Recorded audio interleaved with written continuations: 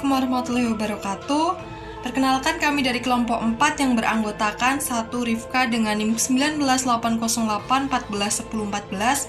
Kemudian ada Veda dengan NIM 19808141074. Kemudian ada Karis Umam dengan NIM 19808141135. Kemudian ada Firasti dengan NIM 19808144060. Kami akan mempresentasikan hasil diskusi kelompok kami. Baik, perusahaan yang kami pilih yaitu PT Sri Rezeki Isman Tbk yang berlokasi di Sukoharjo, Jawa Tengah, berdiri pada tahun 1996 dengan nama UD Sri Rezeki sebagai kios tradisional di Pasar Klewer, Solo. Kini merupakan perusahaan tekstil terbesar di Asia Tenggara yang telah memproduksi seragam militer di Indonesia dan 35 negara lain termasuk NATO dan tentara Jerman. Telah mengantongi penghargaan di tingkat nasional dan internasional serta memproduksi benang, kain mentah, kain jadi, dan juga pakaian jadi.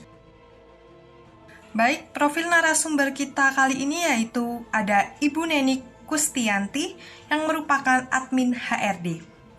Admin HRD merupakan salah satu bagian dari Human Resource atau HR yang bertugas melakukan support kepada pekerjaan utama HR yaitu mengurus karyawan.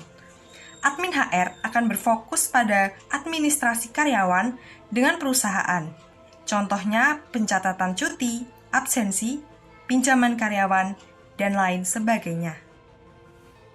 Target kinerja. Dalam PT Sri Rezeki Isman Tbk, perusahaan menetapkan target kinerja yang berbeda-beda sesuai dengan job desk spesifik maupun sesuai kemampuan tiap-tiap karyawan yang telah ditetapkan melalui berbagai jenis pertimbangan demi kemajuan perusahaan. Pada posisi admin HRD terdapat target kinerja sebagai berikut. Yang pertama, target jangka panjang, memperkirakan kebutuhan tenaga kerja di masa mendatang. Yang kedua, penilaian absensi tahunan. Kemudian, penilaian karyawan untuk menunjang promosi sebagai karyawan teladan setiap 5 tahun sekali. Kemudian, meliputi manpower, jumlah aktual karyawan. Kemudian, adakah karyawan yang masuk atau keluar resign? Kemudian, adakah yang sedang melakukan mutasi karyawan? Baik, target jangka pendek selanjutnya yaitu setiap seminggu akan dilakukan pengecekan terhadap karyawan yang melakukan pelanggaran. Jika ada, maka akan diberikan surat peringatan.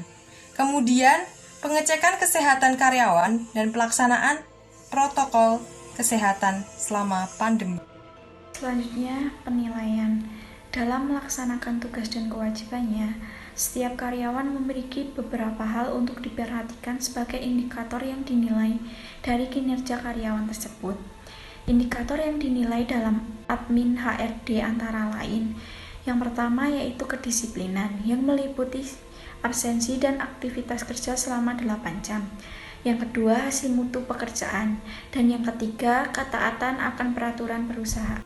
Yang selanjutnya yaitu alur perencanaan kinerja. Yang pertama yaitu feedback.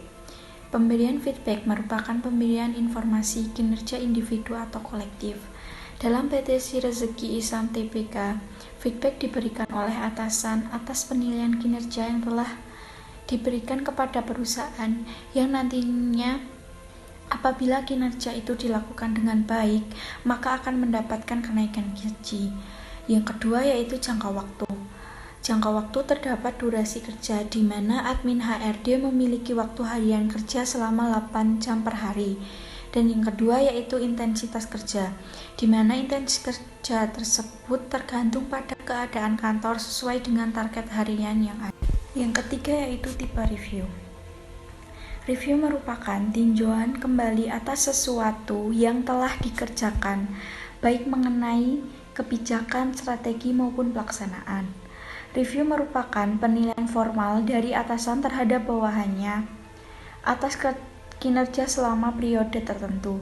Tipe review yang dijalankan oleh PT Sri Rezeki Isman Tbk adalah top-down review, di mana review yang diberikan oleh atasan dengan mengacu beberapa hal seperti absensi, ketaatan terhadap peraturan perusahaan, cara kerja, dan pencapaian target dan kedisiplinan karyawan. Yang keempat yaitu training. Training diberikan kepada karyawan saat pertama bergabung dengan perusahaan untuk mempersiapkan karyawan agar dapat bekerja secara efektif dan efisien, memahami dan menaati protokol terkait pandemi COVID-19, serta untuk memenuhi keamanan kerja dan keselamatan kerja karyawan. Kelima yaitu promosi.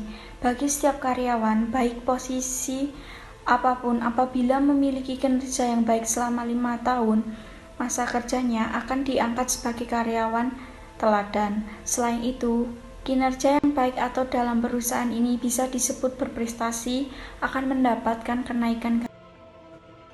Selanjutnya, analisis faktor internal dan eksternal yang mempengaruhi kinerja. Faktor internal.